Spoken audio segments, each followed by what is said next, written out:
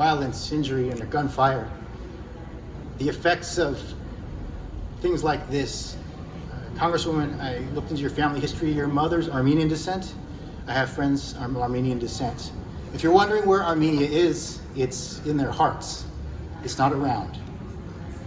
So sharing a lot of this, that was dramatic. I'm gonna try to fix this for you, Congressman.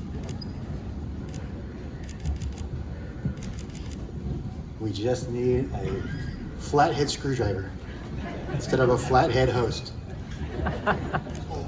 We're gonna hold it. All right. Holding for airplanes and for microphones. I apologize, folks. Hey, watch this. This is how I do things at home when I fix things.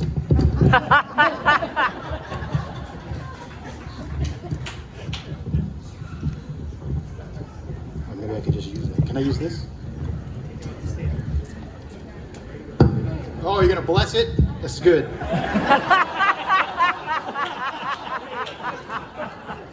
Purify this.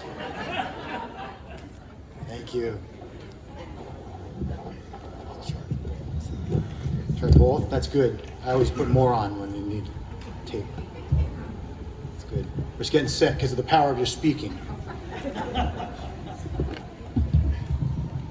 All right, here we go. Once again, thank you for our technical staff.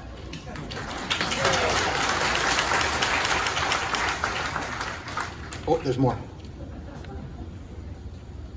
Okay. Now, if we could have an airplane come over too, please. It's not like I planned it. All right. In any case, 40 years of service. We talked about sharing a family history like many of ours who come from different heritages. It's not always the pleasant stuff, but it is what makes us what we are. And we are so happy to have who she is and who she has been and how she continues to be a great support for our community. I'd like to call to the stage from the U.S. House of Representatives, Congresswoman Jackie Speier.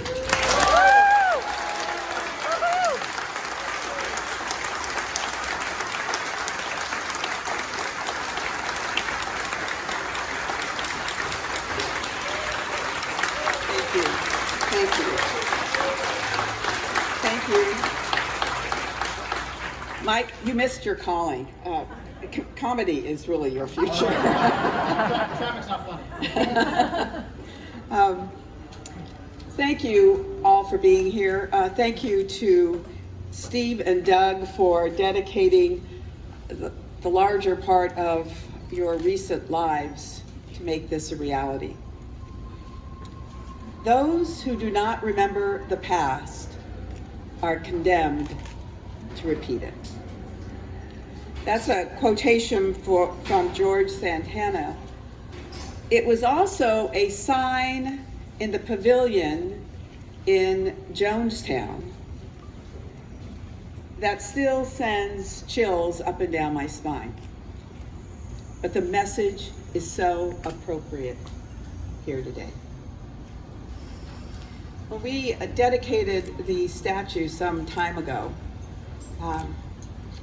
it really brought tears to all of our eyes. We're going to unveil the statue again this afternoon. These were real children. This statue did not spring from the mind of someone who does sculpture. The sadness, the confusion on their faces was real, captured in a moment by the famous photographer Dorothy Lang, who had only the dimmest hope that the images would convey history. It did. Now we have it cast in bronze. One of the images that I will forever have in my memory happened just a few moments ago. As we stood up and watched the color guard come forward, I looked at all of the senior members with red carnations on their lapels, standing up, putting their hand to their heart in salute of the American flag. After all they have endured, their commitment to this country has not failed. So to each and every one of you to whom you have endured an untold set of miseries, on behalf of the United States of America, on behalf of your homeland here in the United States,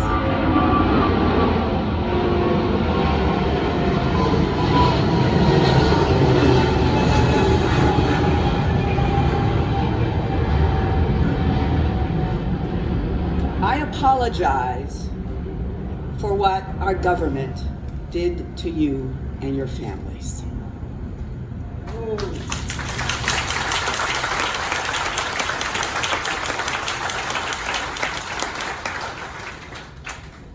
What we don't necessarily know is the stories.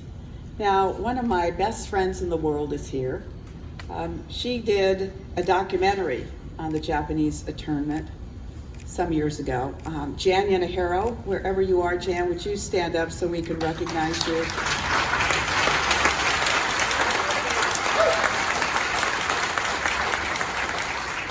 And she reminded me that in her documentary, when families got here, they were assigned to one of these horse stalls.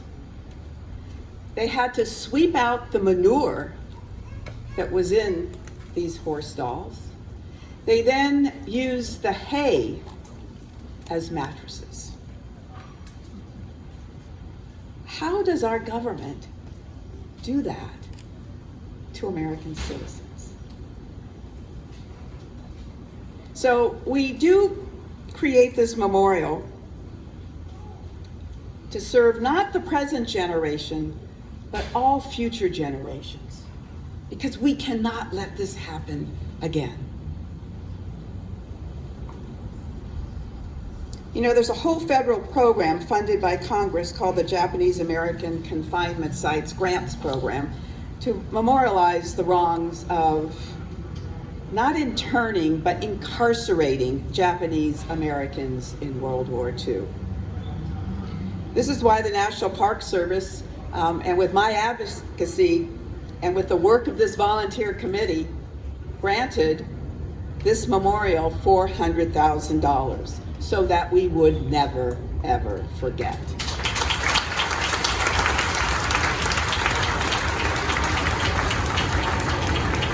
But let us not sugarcoat what happened.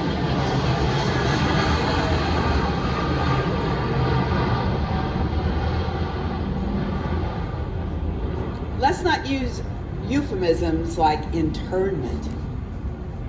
It was incarceration. And that wasn't the only black eye we had in World War II. We did it to the Filipinos who fought with us in World War II as U.S. nationals. After the war was over in 1946, then President Franklin Delano Roosevelt signed the Rescission Act, which took away their veterans' benefits. I'm still fighting for them today.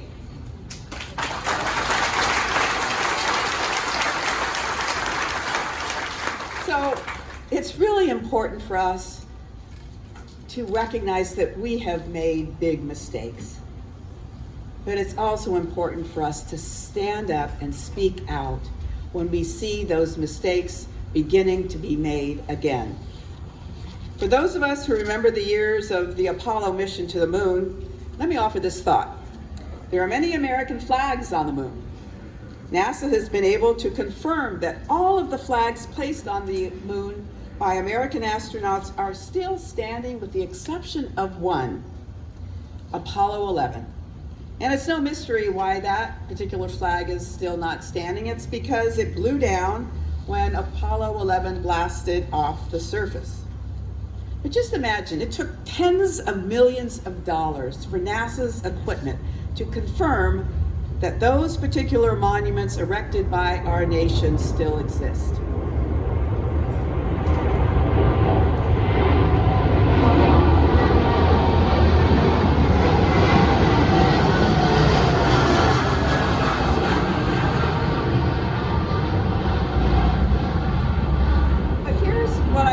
every resident in the Bay Area to do. If you want to visit a remarkable American monument, take a few minutes, spend $20 on a BART ticket, and come to Tanforan. Make this trip your pilgrimage to liberty, because this is the Bay Area's newest civil rights monument.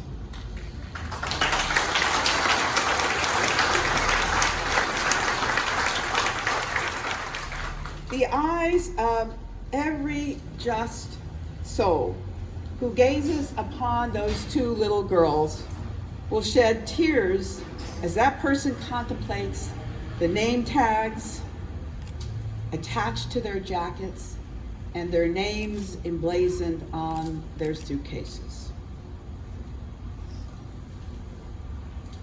And the meal clutched by the littlest girl in her right hand, and the horse stall destined to be the grotesque caricature of a home for these children who were robbed by racial bigotry of their innocence in childhood. Thank you.